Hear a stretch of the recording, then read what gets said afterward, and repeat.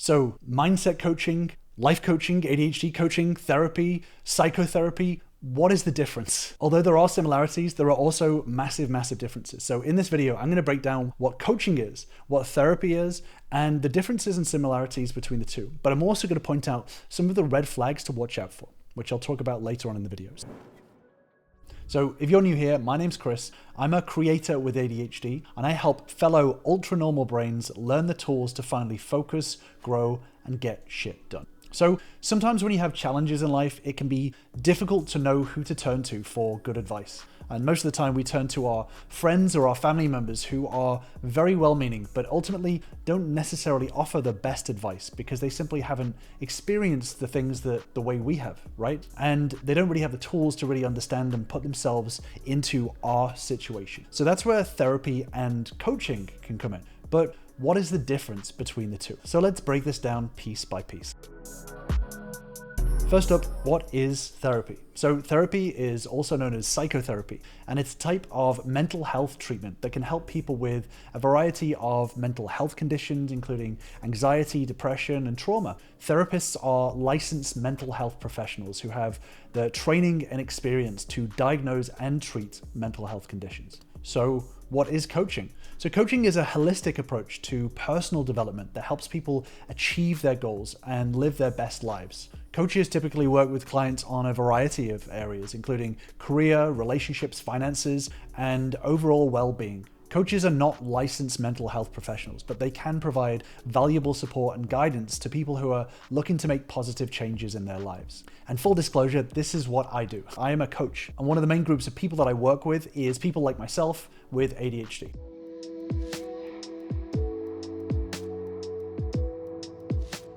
So I want to say that in a YouTube video, it's going to be very difficult to go into the exact details of the differences between the two. So I'm going to speak in very broad strokes just for the sake of time here. So there are differences between coaching and therapy. The main one is that coaches are usually not licensed mental health professionals, whereas therapists are. So coaches are not trained to diagnose mental conditions. Therapy is usually focused on treating mental health specifically. So another difference is that oftentimes coaching is about the future and therapy is more focused on the past. So coaching is there to help achieve, to help be your best self, live your best life. Coaching essentially helps you get from where you are to where you want to be. Coaching helps you in multiple areas of your life to sort of co-create your vision of the future. Whereas therapy can often be about things that could get in the way of that. Things from your past, trauma, previous experiences, etc., that could be getting in the way of your present. So therapists often work with you through parts of your past that could be getting in the way of having a healthy and functional present. And oftentimes the common journey between therapy and coaching is that often therapy can come first and coaching is focused on sort of developing skills and life enhancement, productivity, happiness, and stuff that's not maybe medically necessary.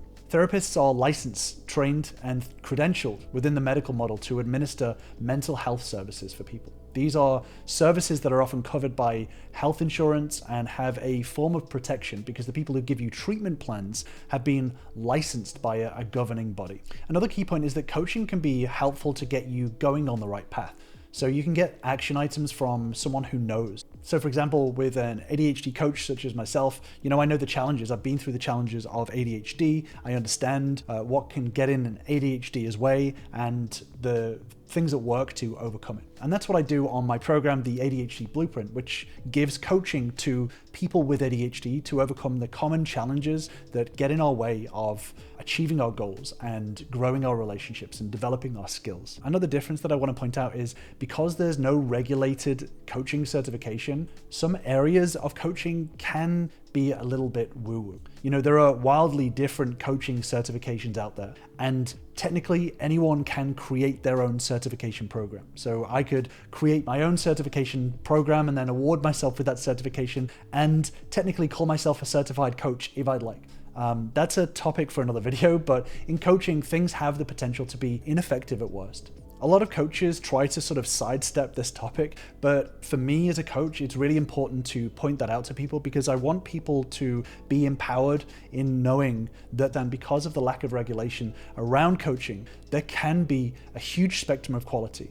So sometimes people can go through coaching that is really ineffective for them and hasn't helped, and they can give up on coaching because they think that all coaching is bad quality. But I want to say to you that there are very, very good quality coaches out there, certified and uncertified. It's all about finding the right one for you.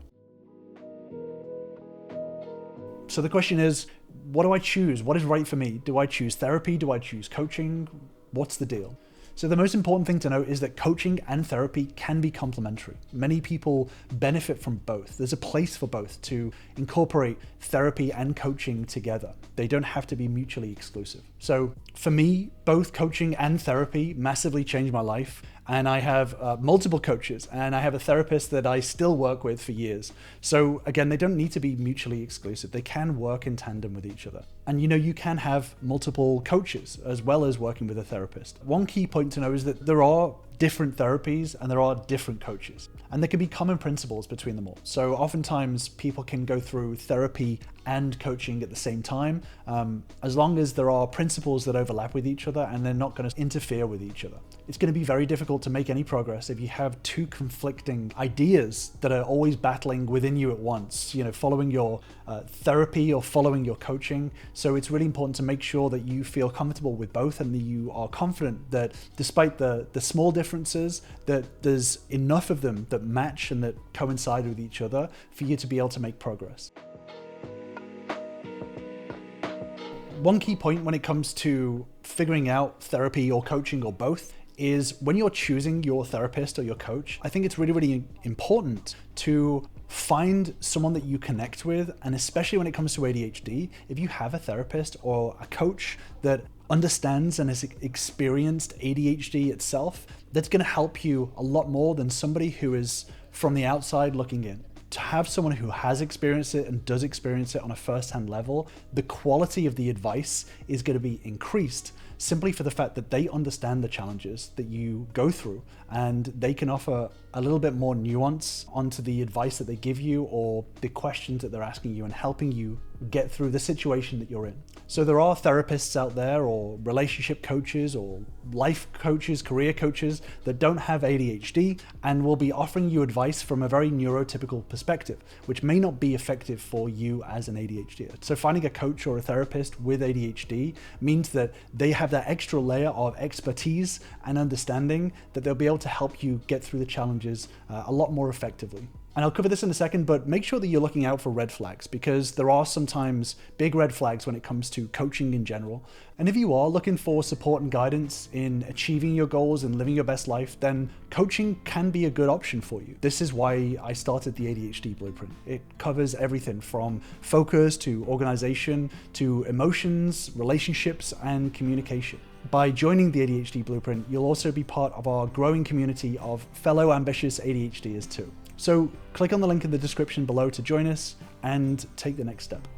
And make sure you look for testimonials and recommendations from others who you trust. It can be really scary trying to find somebody to give you good guidance. And oftentimes if you have friends or there are people who you respect who will give you recommendations or testimonials for their experience with a therapist or a coach, make sure that you're taking that into account as well. And you can reach out to therapists and coaches yourself, ask them questions, make sure that they are aligned with what you want out of life. Reach out to them, ask them questions. And one thing that I would say is a red flag, if something seems too good to be true, then it probably is. I'm not saying to go for the most expensive option, but I would say definitely don't go for the cheapest option. When it comes to pricing and quality, if there's a race to the bottom in pricing and people are desperate to try and get clients in at a $7 a month or $5 a month or whatever it is, it can often point to a lack of quality within their coaching. In order to develop good coaching skills, it takes a lot of time and investment, and that experience is often reflected in the price. So again, this is not about only going for the most expensive option, but I would definitely say if there's coaching at a very low price point and making a lot of bold claims, I would be very, very wary of that. Spending a reasonable amount of money on effective coaching is better than spending lots of small amounts of money on worthless garbage. So ultimately, I would say go with your gut. If you don't connect or you aren't sure or if you can't afford it, then don't do it. Ultimately, the results that you'll get from coaching or therapy will all depend on whether you're on board. And if there's a big part of you that is resistant to it, then you're not going to put your all into it. And if you want more skills, tips, and strategies for working with your ADHD, then make sure you subscribe to the channel. And thank you as always for watching, and I will see you in the next video.